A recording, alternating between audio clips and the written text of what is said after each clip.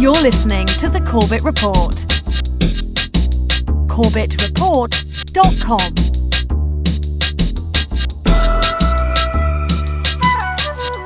I'm back. Yes, I am back. I'm back, everybody. It is James Corbett here at Corbett Report Radio on Republic Broadcasting, and we are live. This is Monday, the 26th of November, 2012. To all of you stateside listening to me live right now, it is the 27th here in Japan, and I am back at the helm of CorbettReport.com, and as anyone who's been keeping an eye on the website over the past 24 hours will know, I am back posting material to the site. So it is good to be back and good to be back in touch with all of you. So once again, thank you all for bearing with me during my absence last week, as I was in Kuala Lumpur attending the international conference on 9/11, 9/11 Revisited, Seeking the Truth, as well as some other activities, which, again, all of that will be spilling forth from CorbettReport.com like a veritable tide, an ocean of truth and verity coming forth very soon in the digital hallows there. So I hope you'll be staying tuned to that at CorbettReport.com as I work behind the scenes to get all of this video up in some recognizable and usable form for all of you out there. So far, I have only gotten 2 of the videos posted, and that was the opening speech of the 9/11 conference by Dr. Mahathir Mohamad and the opening presentation by Cynthia McKinney. But for those of you who don't know, I guess, long story short, I'm talking about a conference that I attended in Kuala Lumpur, Malaysia last week called 9/11 Revisited, Seeking the Truth. And we're going to be talking a little bit about this conference and what it comes from, who it was sponsored by, what it hopes to accomplish, where it goes from here, etc. today. And specifically, I want to talk about something that really was reaffirmed for me at this conference and something that I think I've always known, but I think I rediscovered, and that's part of the beauty of going to these types of conferences and interacting with real human beings in real life, as opposed to this digital ether by which I am transported to you all each and every day. It's very easy to abstract away the actual connections with other human beings and to lose sight of what it is that we're doing here, but this conference has renewed within me the determination to continue doing what I'm doing, to redouble my efforts, and also I think it's given me a better sense of exactly what my place in all of this is. Because if there's one thing that I'm attempting to do here, it is to bring to you a message that I'm not seeing reflected a lot in the alternative media, or at least not nearly as much as I would like to see it put out there, and that is that each and every one of you out there in the audience is powerful. You have power in your own hands, and you have the option, the choice, really, each and every day, whether or not you wish to use that power. What is the nature of that power, and how do you use it? Well, we're going to get into that later today on this broadcast, as well as talking about the ways that the controlled corporate media, etc., it constantly is working to try to convince you that you have no power, that you're powerless, that you're just a spectator in all of this, and that you have to sit on the sidelines twiddling your thumbs and hoping that someone will come forward with a solution. Well, I have a newsflash for you. You are the solution, and if there's any message that I have that's of any importance, that is it. So we're going to be talking about those types of issues today, also talking about the conference itself, and hopefully, maybe if there's time, getting into a little bit more information about some of the other aspects of what was going on last week, with the Kuala Lumpur Foundation to Criminalize War hosting its own commission hearing on Palestine and the war crimes, the alleged war crimes at this point that have been committed by the Israeli government in Palestine. Just a lot of very important things happening there in Kuala Lumpur, and one of the, I think the most bizarre parts of it for me is the disconnect between the types of things that are going on there with that war crimes tribunal and the conferences they're holding, etc., and the almost total lack of any coverage of it whatsoever, even in the alternative media. So let's correct that today. Let's start getting this a bit on the record and talking a bit about what went on there in Kuala Lumpur last week. Once again, James Corbett here, back at the helm, CorbettReport.com. You are tuned into Corbett Report Radio on Republic Broadcasting, and we'll be back right after these messages.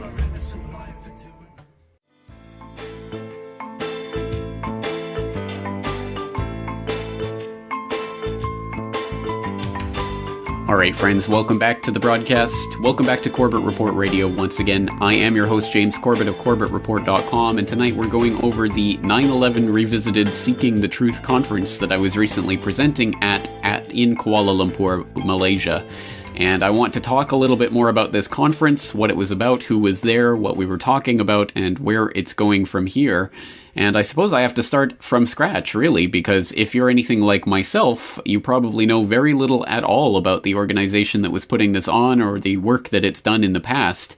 And that's much to the detriment of us all, I think, because this is truly a very interesting organization that has put on this event, and they did a stellar job of doing so. It was held at the Putra World Trade Center there in Kuala Lumpur. Ironically enough, at the World Trade Center, and of course Kuala Lumpur has its own twin towers, for those of you who don't know, so a lot of interesting synchronicities like that regarding this conference. But long story short, this was organized and put on by something called the Perdana Global Peace Foundation, and they're available at perdana4peace.org. That's the number 4, perdana4peace.org. And I suggest you go and check them out if you haven't done so yet, to find out a little bit more about them and the types of works that they do and who they are and where they're from, etc.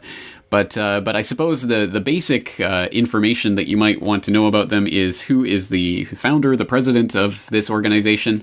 And for those of you watching at home, I'll put up a little picture of none other than Dr. Mahathir Mohamad, who was the former Prime Minister of Malaysia. And I was recently on another radio show doing an interview about this, and I likened him to Dr. Ron Paul. I suppose it's a flawed analogy in many ways, but at the very least, just like Dr. Paul, Dr. Mohamad is, in fact, actually, truly a real medical doctor, trained as a medical doctor, and was always interested in politics, and actually started to get politically involved and active in his late 30s, and he was eventually elected to parliament there in Malaysia, and through a circuitous route ended up in the Senate, and then ended up as Deputy Prime Minister, and finally Prime Minister of Malaysia. And he was the Prime Minister of Malaysia for 22 years, from 1981 to 2003, which not coincidentally happens to correspond with a dramatic, incredible shift in the economy of Malaysia. For those of you who don't know, like myself, again, I've been in a crash course on Malaysia and Malaysian politics over the last week, but Malaysia was, for all intents and purposes, something of a tin mining outpost of the British Empire for a very long time, and was not exactly known for its bustling and hustling economy. But under Dr. Mahathir Mohamad's leadership, it did actually start to become something of an economic, a model for a lot of Asian countries to follow. During the 1990s specifically, it was growing until the 1997-98 Asian financial crisis. The Malaysian economy was growing at 9% of GDP growth per year, which is a pretty respectable figure, and is only really topped by giant economic powerhouses like China over the past 10 years, 20 years. So it has been doing remarkably well, and that was absolutely undeniably due to Dr. Mahathir Mohamad's influence, and he was able to keep the IMF at bay and to basically keep them out, even as Malaysia survived the Asian economic crisis, etc. So very, very interesting person who has a very long history, and if you go into his history on Wikipedia or any of the other official sources, you'll find all sorts of things about what a terrible person he is, and how good, upright, respectable, moral people like Al Gore, etc., wouldn't want to meet with him when they were on official state visits to Malaysia, etc. So take that for what it's worth. And certainly Dr. Mahathir does have his critics, and I am not obviously involved in Malaysian politics, so I won't get into the domestic issues. But at any rate, he certainly did oversee the dramatic turnaround of the Malaysian economy, and he has also founded two really remarkable organizations. One of them, this Perdana Global Peace Foundation, which I mentioned, put on this 9/11 conference in particular. The other one called the Kuala Lumpur Foundation to Criminalize War, and that's at criminalizewar.org. And depending whether you're Canadian, British, American, Kiwi, or various other, you might spell criminalize with a Z or Z, even if you're American, or an S. And you'd want to go with the S spelling. That's criminalize war, criminalize with an S. war.org, and you can find out about this organization, which has been putting on some pretty remarkable war crimes tribunals for the past 7 years now, since I believe 2005 was when it was founded, to the best of my knowledge. Kuala Lumpur has really been a nexus where people have been traveling to do all sorts of very interesting things, including holding tribunals where, for example, earlier this year, as some people may or may not know, the Kuala Lumpur War Crimes Tribunal found Bush, Cheney, and various others, John Yoo and some others in the Bush administration, guilty of war crimes in Iraq for the torture that took place at Abu Ghraib and other institutions there under their leadership. So a pretty remarkable thing. And again, to give people a sense of this was a real judicial proceeding with real lawyers arguing in a real courtroom, and there was prosecution and defense and witnesses and evidence, and all of that was presented, and they did come with a prosecution and did convict Bush et al. Of their war crimes. And of course, it's something like this, one can argue, is only as effective as its ability to enforce what it ends up saying. So, for example, in this case, obviously, Bush, Cheney et al. Have not been put in prison or put in shackles quite yet, and it's obviously quite a step to go from merely convicting them in absentia to actually doing something about it. But at any rate, it is a remarkable first step, and it is being done through the auspices of this organization that was literally created by the former Prime Minister of Malaysia. That's a pretty hefty position to be, I guess, wielding this type of influence, and it is extremely heartening to see someone who seems, from what I can tell at any rate, from what I've seen of this organization and Dr. Mahathir himself, who I had the chance to interview, who seems genuinely dedicated to the idea of criminalizing war. And that's a concept which, I must admit, the first several times I heard about that phrase, criminalize war, I don't think it really sank in what that means or the extremity of what that really implies. And basically, of course, what we're talking about is the idea that war itself is a crime. Not that there are war crimes, that there are special rules that you have to follow, and if you break those rules, you're a war criminal, but that war itself, the use of violence and force to inflict your will on others across international boundaries, or really anywhere, is itself a crime, and that all the murders and deaths that result from that are the responsibility of the people who take their nations to war. That is a very bold thing for someone who was an ex-head of state to be saying, and to be really following through with an organization like this. So once again, I hope people will check into this, and of course I'll put the links in the show notes for tonight's episode at CorbettReport.com. So you can go and find out more about Perdana Global Peace Foundation and the Kuala Lumpur Foundation to Criminalize War, and the work that they've been doing over the past several years, and hopefully will continue to do from here. Although Dr. Mahathir himself, I believe, is something like 87 years old now, and is still remarkably fit and still able to go, obviously, but it's always a question, of course, for how long and how the foundations will survive his passing, when and if that should happen. But still, just a remarkable organization. And this particular conference they were putting on, I must admit, I was quite impressed with the way they did this, and the ability that was brought to bear, not only in organizing the conference, but also in the fact that there was, after all, a live stream of all of this on Ustream, and I didn't even know about it. So I'm sorry to all of you out there who were asking me about the possibility of watching this via live stream, etc. Apparently that was all set up and ready to go, and in fact done remarkably well with multiple camera angles and live editing and all of that. But I didn't even know the Ustream channel existed until just after I got back from the conference. So that is still up on the Perdana Ustream channel. You can watch it retrospectively, and I am in the process, as I say right now, of putting those videos up on my own YouTube channel. So right now I have Dr. Mahathir Mohamad's opening speech to the conference, the opening presentation, and I also have the first presentation of the day that was given by Cynthia McKinney, and she was talking about the Zionist lobby and how they tried to recruit her basically the second she got her foot in Congress, and basically basically how all of those ties led to 9/11 and what happened after 9/11. Very interesting speech indeed. And then following McKinney, it was myself presenting on the topic, what happened at the Pentagon on 9/11.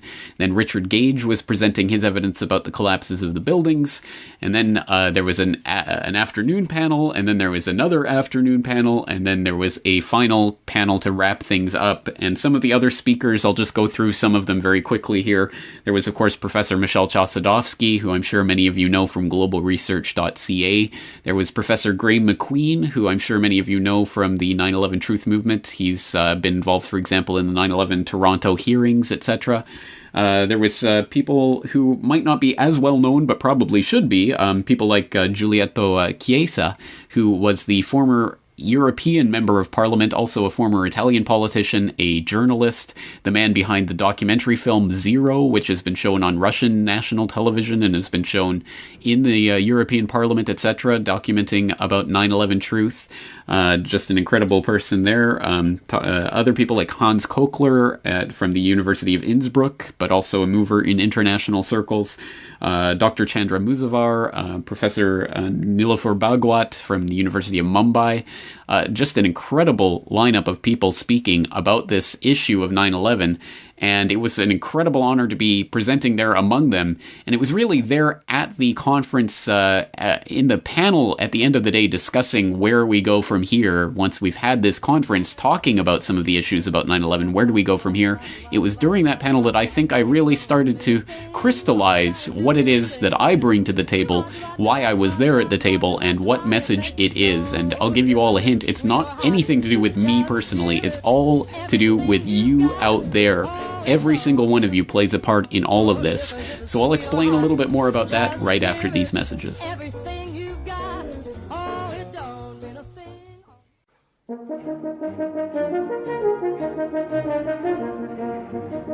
All right, friends, welcome back. Welcome back to Corbett Report Radio. Once again, we are live tonight on this Monday night edition as I'm back from Kuala Lumpur, and we are talking about 9/11 truth going worldwide in places like Kuala Lumpur, where people are coming together to not only talk about what's happened, but talk about what's going to happen next. And just to give you an idea of what may or may not be materializing out of this conference that was held, basically, the Perdana Global Peace Foundation and the Kuala Lumpur Foundation to Criminalize War tend to work together, and the Perdana Foundation was hosting this conference, but in the future, it seems that Perdana may or may not be setting up an international commission of inquiry to take this to the next step, which would be to hold a commission of inquiry to find out, basically to set the legal framework for what could turn into a war crimes tribunal through the Kuala Lumpur war crimes tribunal process, or it could be referred to an international body. There could be other things that result from this, and that's still what we're sort of working on and trying to figure out what the next step is. But I think it is not going to end here with this one conference. We're not just talking about this, we're talking about what comes next. So that is definitely good, that is inspiring, and it is only frustrating that, unfortunately, so far there has been remarkably little coverage of this Perdana Foundation in general, and of course this 9/11 conference in particular, and what is actually happening there in Kuala Lumpur, because if a tree falls in the forest and no one is there to hear it, does it really fall at all? And if someone is convicted of war crimes in Kuala Lumpur and no one is there to report on it, does it really happen at all? It is absolutely essential that people find out about this. And of course, as I'm sure all of you are well aware, this is not going to happen through any sort of mainstream media channels. And just as an example of that, I brought along tonight, for those of you out there in Radioland who can hear it, I'll be showing this on the video that will be posted to CorbettReport.com. This is an issue of the Straits Times from November 20th of 2012, the day after the conference. This is basically one of Malaysia's national newspapers. And here on page 13 of the paper, they actually did cover the conference. So page 13, 9/11 not work of terrorists. And that's a quote of sorts from Dr. Mahathir Mohamad, who opened the conference, and of course the president of the Perdana Foundation that put on the conference. And I suppose this is a good thing in some ways. It's a a pretty mainstream national newspaper that's covering this 9/11 truth topic and is treating it in a pretty fair manner, I would say. But to me, this is actually not. It's not even something that really registered with me as something important, except for what it shows about the way the mainstream media will cover this, even if they cover it at all. And of course, even this type of coverage would never happen in a US newspaper, in mainstream newspaper. It would only happen in a paper of a foreign country where the political stakes, shall we say, are not that high. But even looking at this article, I know a lot of people would get excited about the prospect, of getting in the newspaper, and suddenly I'm a human being because I'm on TV, or something along those lines. We're still indoctrinated in that dinosaur media paradigm where we have to look to them for our approval, for our existence, basically. And unfortunately, people are stuck in that mindset. And I say unfortunately because, again, even if the mainstream media is trying to be fair to this argument, which I think ultimately this article written by V. Schumann certainly is. It is fair. It's not a sneaky, underhanded attack on 9/11 truth that doesn't try to portray people as crazy or anything of the sort. In fact, it's a rather positive review of what happened at the 9/11 conference, except for the fact that it gets almost everything completely wrong. And as an example of that, they talk about my presentation at some length in this article, talking about Corbett presenting about the attacks on the Pentagon. It says, also in the panel was journalist and film producer James Corbett, who pointed out there were many discrepancies between eyewitness accounts of the tragedy and the 9/11 Commission report. Corbett alleged that Donald Rumsfeld, who was the then U.S. Secretary of Defense, also had prior knowledge of the attacks, including the crashing of American Airlines Flight 77 into the Pentagon. While President Bush was away in Florida when the attack unfolded, Rumsfeld was second in command and could have scrambled an action plan to prevent further calamity. However, there is enough evidence to show how he knew of the impending attacks but did nothing to stop them, said Corbett. He played brief clips of interviews with the then U.S. Secretary of Transport Norman Mineta, who disputed Rumsfeld's timeline of the latter's presence in the Pentagon building. And it goes on from there, basically talking about the issues that I was addressing in my speech at the conference, which you'll find out when I post my speech later on today, tomorrow, I suppose, for you stateside. But the problem is that all of the details there are completely incorrect. So I was not talking about Rumsfeld in the emergency shelter with the Norman Mineta. It was, of course, Dick Cheney. They make up a quote from me, which I certainly did not say in my speech, and I don't remember saying at any other point, so I'm not sure if they just plucked that out of thin air. It's not necessarily wrong. I think I actually agree with what they quoted me as saying, but I don't remember saying that. So that's a small, minor detail, I suppose. Once again, it goes to show that when the mainstream media, even if they try to cover something properly, it is people who are working on deadlines, assigned stories by their assignment editors, and basically just churning it out like just so much more product to be consumed, and they'll inevitably start making mistakes and getting things wrong. This is one of the reasons why we have to stop treating the dinosaur media as if it means anything. I could care less if I'm in a paper if they get all the facts about what I said wrong. So what is the answer to all this, and where do we really go from here, and how do you play a part in all of this? Well, let's take a short break, and we'll get into that right after these messages.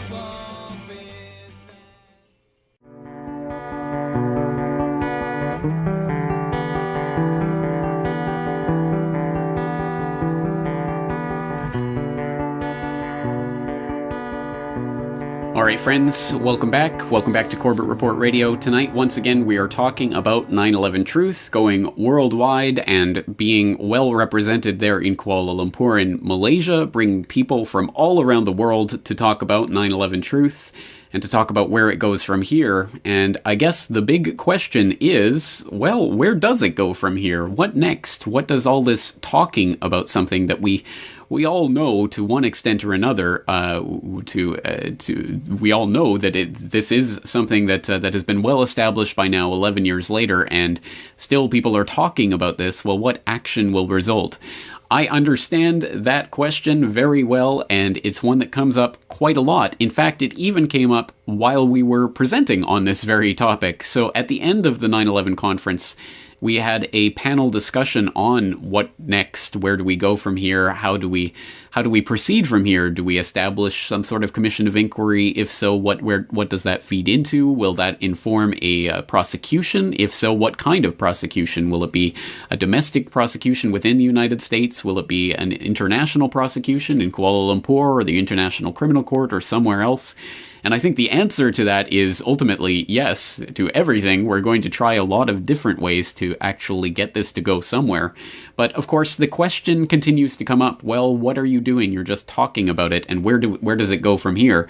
So as an example of that type of question, I have a clip from the panel discussion, which again is up on the Perdana Ustream channel. I will be putting it up on my YouTube channel in the coming days, so I hope you'll check it out. But let's just go to a clip from that panel discussion where one of the questioners asks this very question.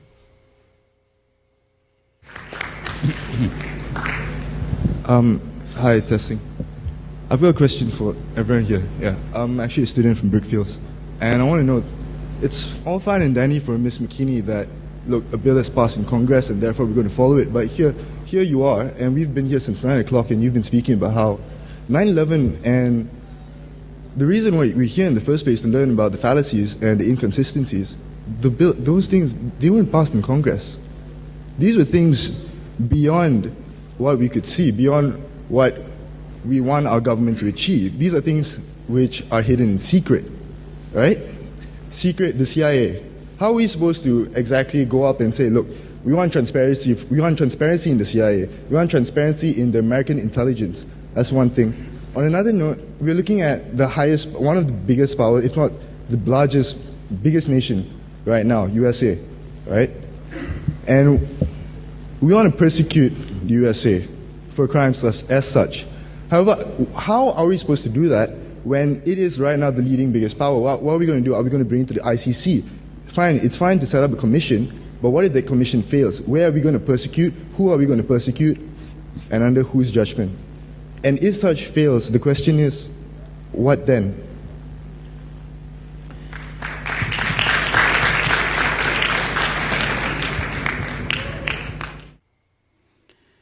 Now, I get this question. Really, I do. I understand where this questioner is coming from. I sympathize with his point of view to a large extent, but I have to beg to differ with the way that I think this question and questions like it are framed. And it's generally framed in a way that, for example, you'll hear the questioner start out that question by saying, well, you've been talking since 9 a.m. and here we are, and etc., as if 9/11 was not only going to be completely demonstrated, proven as a falsehood, and persecuted and people brought to justice within the course of the day, but that was even within the realm of possibility. But I think a lot of these questions come from that perspective of people sitting there in an audience listening to people presenting or talking about this and wondering, well, that's all fine and dandy, but what are we going to do about this? And what are you going to do? Where is it going to go from here? What if you fail? What do you have set up to try to follow through with this? Again, those are valid questions. They're valid points to raise, but I think they come from a fundamental position of weakness. It's almost like saying we are helpless people who are just down here at the bottom trying to ask, people to do something about it, and you're the guys up on the stage. What are you going to do about it? Well, it's fair enough if people are putting themselves up on a stage, on a podium, talking down to an audience. They might, there is at the very least the projection of some sort of authority that they're the ones in charge and they're the ones who are going to handle everything.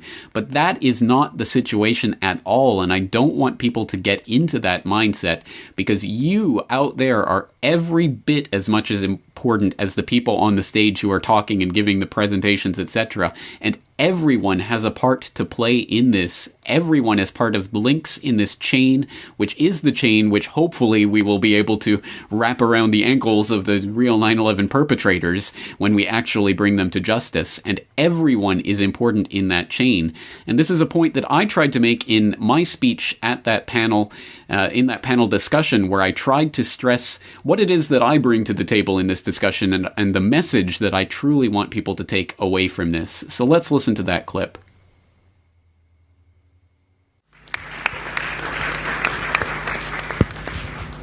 Thank you very much. As the youngest member of this panel by several decades, I feel woefully unqualified to be speaking here today, but if there is any subject on which I am qualified to speak, it would be as a representative of the global alternative media movement, of which I am one small, but not insignificant, I hope, a member. And it occurs to me that very much in accord with what Professor McQueen and Professor Chosadowski were saying, it is very important that we understand what type of inquiry or whatever comes out of this we want to set up and who our intended audience is. Because exactly as they've laid out here, I don't think there will be any possibility of setting up any kind of inquiry that would be acceptable to the New York Times or whatever other papers of record might currently exist in the media paradigm. But perhaps this is the most optimistic and empowering message that we've heard so far today. I think we can take an example, for example, a biblical allegory of David versus Goliath. Everyone in this room, not just the people on the podium, but everyone in this room is the David against the Goliath of the mainstream media. But in that story, we can overcome it, even with inferior resources. And I point as one tiny example of this. I see 1, 2, 3, 4, 5, at least 5 cameras hungrily trained on us right now, recording every word that we're saying. But as far as I know, this video has not ever been in the history of this conference or tribunal or what happens in Kuala Lumpur made available to the public, and I don't know if it ever will be. But I myself have a little handheld camera, which probably in and of itself is 1/10 as expensive as any one of these cameras, which I'm going to take back with me to Japan. I'm going to post the video that I managed to capture of today's conference before my batteries ran out on my website or on my YouTube channel. And in a matter of hours, it is going to garner thousands of views, and hopefully, over the lifetime of the video, tens of thousands, or perhaps even hundreds of thousands of views. So to put that into perspective, within a matter of hours, probably 100 times more people will have watched it than have actually attended this conference. Now, this is the power of the alternative global media landscape that we are in, and I posit that it might be something that a lot of people tend to leave out of the equation of the age in which we are living, that literally what you hold in your hand, what you hold in your hand might be the tool with which we delegitimize the system that has been oppressing us. Every single person in this room who has access to an iPhone slave device or whatever your medium of choice is, to tweet or Facebook or post or however you connect to social media, can help to spread the message of what we're talking about today and to help potentially unlock tens, hundreds, thousands, or even millions of minds. And I say this from the perspective of someone who spent September 11th, 2011, the 10th anniversary of 9/11, in my pajamas in my living room, making a video which has now been seen by 1.6 million people talking about the truth of 9/11. So I'm not saying this as just something to rally the crowd. I'm saying this quite literally. Every single one of us in the room has the power to change the world. And if we simply start to use that power and stop giving into the system, we can and we will make a difference. Thank you.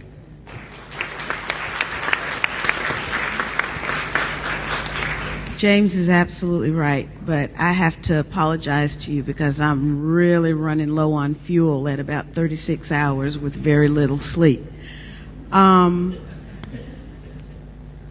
Would that video, James, be the 5-minute? If you have not seen James Corbett's 5-minute 911 truth video, please look it up tonight. Don't let 1 minute pass without you seeing that video, because it captures the absurdity of the official story, and he's so clever in the way that he does it. Well, I'm blushing from ear to ear, of course, from Cynthia McKinney's ringing endorsement, but I am absolutely humbled to have that type of endorsement. But it is, again, this is not done as self-aggrandizement. Again, it's the exact opposite. I literally created that video in my pajamas on the morning of September 11th, 2011, not expecting it to have anything near the effect that it did. But for whatever reason, the gods of viral videos look down favorably upon that particular video, and so far, I stand corrected, it's now been seen 1.7 million times just from that one instance on YouTube alone, and I know it's been posted other places that have gotten tens of thousands, even hundreds of thousands of hits. So again, that video has been seen online so many times, and it is, I think, a perfect example of what is the promise of the global alternative media movement, which is truly people who have no formal training in any of this. I haven't ever taken even so much as a journalism class. I haven't taken any video editing instruction or anything of the sort, but I am, with the very limited resources that I have, basically just a Mac computer here and some basic editing software, was able to create this message, which at the very least has gotten a lot of people I know to at least look at this issue and at least consider some of the issues raised in that video. And it's not to be Pollyanna-ish about this. Of course, one video like that is not going to change the world, and it is not going to necessarily change minds, but at the very least, it adds something to the dynamic. It adds something in there in the mix that people might not have heard about in any other way, shape, or form, because they're not the type of people who genuinely watch long 9/11 truth documentaries, etc., or who get turned off by that message. But for whatever reason, that type of video resonates with them, and they can see it, and it can go viral, and it can be seen millions of times, and hopefully add something to the mix. And this is the power of the alternative media, because again, it's every single one of us. It is not the people on the podium delivering the lectures. It's not academics sitting there working on papers that are really going to be the final solution, the ultimate linchpin in all of this. It's going to be every single one of us taking up that power and the responsibility that comes with this alternative media technology that we have available to us. Basically, if you're listening to me right now, you probably have enough technology to be able to do something to help spread this word to others. And it doesn't necessarily, again, it does not mean you have to start a website or host your own radio show or do podcasting or even do videos or anything of the sort. But at the very least, taking some of this information, taking the DVDs or CDs of this information, giving it to others, emailing people on your email list about this type of information, retweeting or posting things to your Facebook, whatever it is, however it is that you communicate with other people, even if it's just face-to-face conversation, you can start to insert this information into your conversations and to change the social dynamic that is woven around us. And I think people still don't appreciate just how crucial that is to our understanding of the world and to our experience of that world. We are woven into a social fabric, and because of all the media programming we've had from the controlled corporate media for all these decades, and depending how old you are, maybe half a century or more of this total programming that people have been under, to teach them that they're nothing, they're insignificant, unless you're a talking head in the mainstream media or some respected politician or something, then your opinion is worth nothing, no one cares about your information, you're helpless, and all you can do is spectate. All you can do is read the newspaper or listen to the corporate radio or watch the television and just consume this information passively. But the power of the alternative media is that finally it is truly within our hands, within our grasp, the power to take this technology and turn it around against the system that is propagandizing to us, and for each and every one of us to become not just a passive recipient, but to become an active transmitter of this information, broadcasting, rebroadcasting, and redoubling this message so that the choir keeps not only growing and growing, but growing exponentially and growing in power even as it continues to grow in numbers. This is a truly revolutionary moment because, again, people out there in the audience who feel frustrated by the fact that nothing happens because of these endless 9/11 conferences and talks, etc., can become part of the solution themselves. We don't have to look at the people on the stage and say, what are you doing to change the world? You can look in the mirror and say, what am I doing to change the world? And if you are listening to my voice right now, I am speaking to you directly, you personally. I want you to ask yourself what you have done to spread this information and what more you can do to spread it. It is not for us to ask what these people have done for us. It's to ask what we can do to help bring this message to others, because it is the information that will unlock the minds that at the very, very least we can ask for is that this type of event will not be able to be perpetrated in the future, because if they try it, they will not get away with it. We will understand what is happening. We will not accept the explanations that they try to put out in the immediate wake of the events, like we did back in September 2001, because this type of alternative media and this access to information wasn't there. Once again, it is through our knowledge of history and our understanding that has come about largely because of this incredible technology that we have at our fingertips that we are at the place that we are in terms of our understanding, and we should not take that for granted. We should not take it lightly, and we should not dismiss this as, oh, well, Bush and Cheney aren't in chains yet, so I guess everything's a total waste of time and you're wasting my time. If you think that, well, that's fine. That's your opinion. Please go off into your corner and continue doing nothing, contributing nothing, changing nothing. But if you want to help change the world, all I can say is come on board. And it doesn't mean you have to agree with me and what I say and what I believe and what I want to tell to others. It means that you bring yourself, your own perspective, your own information, you bring that to the table and you insert yourself into this conversation, whether that be in face-to-face conversations, through tweets or Facebook or emails or whatever it is that you use to communicate with others. You can start to become a part of the solution rather than just another person complaining about the problem. On that note, let's take one final break. We'll be back to wrap things up right after this.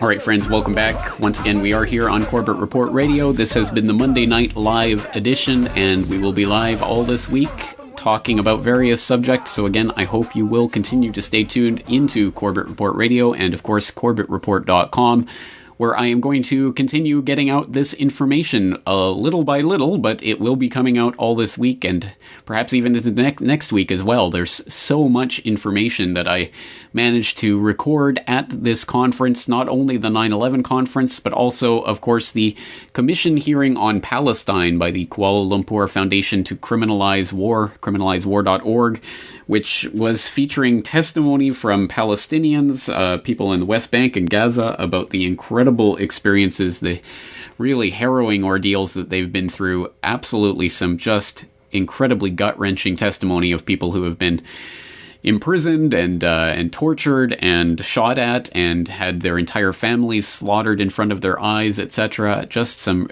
truly, truly harrowing presentations and witnesses that were testifying at that commission hearing. And I have some video of the commission hearing itself. I have some interviews with some of the witnesses.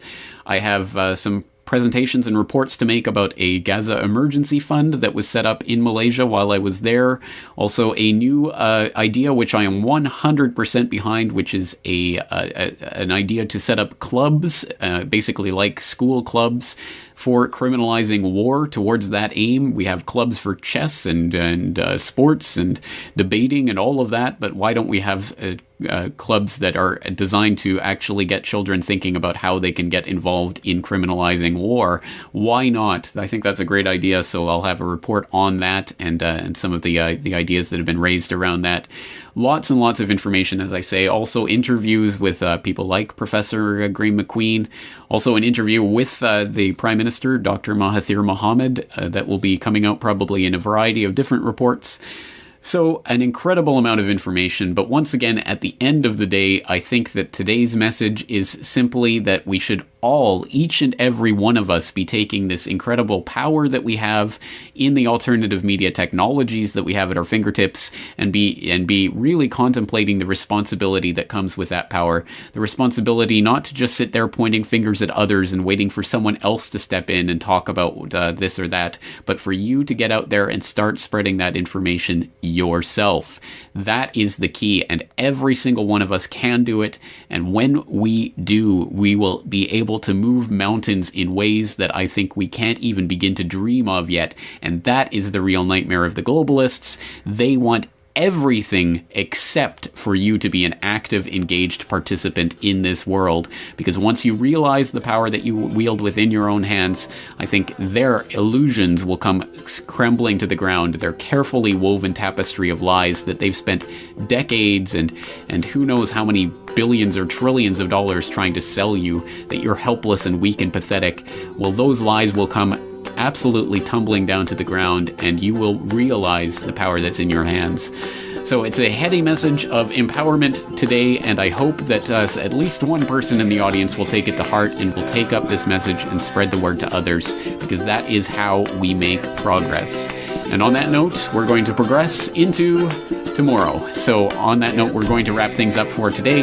Thank you once again for joining me. Great to be back here at the helm of Corbett Report Radio, and I'm looking forward to talking to you all again 23 hours from now. So until then, thank you for listening, and take care. The alleged war crimes at this point that have been committed by the Israeli government in Palestine. Just a lot of very important things happening there in Kuala Lumpur, and one of the, I think the most bizarre parts of it for me is the disconnect between the types of things that are going on there with that war crimes tribunal and the conferences they're holding, etc., and the almost total lack of any coverage of it whatsoever, even in the alternative media. So let's correct that today. Let's start getting this a bit on the record and talking a bit about what went on there in Kuala Lumpur last week. Once again, James Corbett here, back at the helm, CorbettReport.com. You are tuned into Corbett Report Radio on Republic Broadcasting, and we'll be back right after these messages.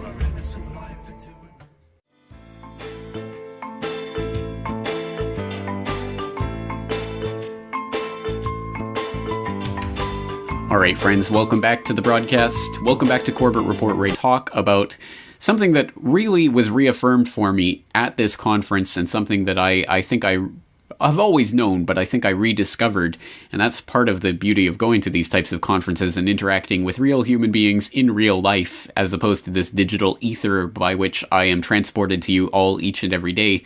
It's very easy to abstract away the actual connections with other human beings and to lose sight of what it is that we're doing here. But this conference has renewed within me the determination to continue doing what I'm doing, to redouble my efforts, and also I think it's given me a better sense of exactly what my place in all of this is.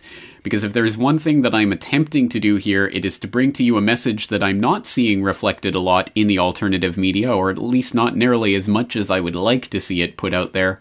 And that is that each and every one of you out there in the audience is powerful. You have power in your own hands, and some other activities, which again, all of that will be spilling forth from CorbettReport.com like a veritable tide, an ocean of truth and verity coming forth very soon in the digital hallows there. So I hope you'll be staying tuned to that at CorbettReport.com. as I work behind the scenes to get all of this video up in some recognizable and usable form for all of you out there. So far, I have only gotten 2 of the videos posted, and that was the opening speech of the 9/11 conference by Dr. Mahathir Mohamad and the opening presentation by Cynthia McKinney. But for those of you who don't know, I guess, long story short, I'm talking about a conference that I attended in Kuala Lumpur, Malaysia last week called 9/11 Revisited, Seeking the Truth. And we're going to be talking a little bit about this conference and what it comes from, who it was sponsored by, what it hopes to accomplish, where it goes from here, etc. today. And specifically, I want to... You're listening to the Corbett Report. CorbettReport.com.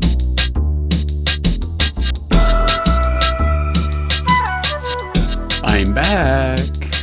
Yes, I am back. I'm back, everybody. It is James Corbett here at Corbett Report Radio on Republic Broadcasting, and we are live. This is Monday, the 26th of November, 2012. To all of you stateside listening to me live right now, it is the 27th here in Japan, and I am back at the helm of CorbettReport.com, and as anyone who's been keeping an eye on the website over the past 24 hours will know, I am back posting material to the site. So it is good to be back and good to be back in touch with all of you. So once again, thank you all for bearing with me during my absence last week, as I was in Kuala Lumpur attending the international conference on 9/11, 9/11 Revisited, Seeking the Truth, as well as have the option, the choice really, each and every day, whether or not you wished to use that power. What is the nature of that power and how do you use it? Well, we're going to get into that later today on this broadcast, as well as talking about the ways that the controlled corporate media, etc., it constantly is working to try to convince you that you have no power, that you're powerless, that you're just a spectator in all of this, and that you have to sit on the sidelines twiddling your thumbs and hoping that someone will come forward with a solution. Well, I have a newsflash for you. You are the solution, and if there's any message that I have that's of any importance, that is it. So we're going to be talking about those types of issues today, also talking about the conference itself, and hopefully, maybe if there's time, getting into a little bit more information about some of the other aspects of what was going on last week, with the Kuala Lumpur Foundation to Criminalize War hosting its own commission hearing on Palestine and the war crimes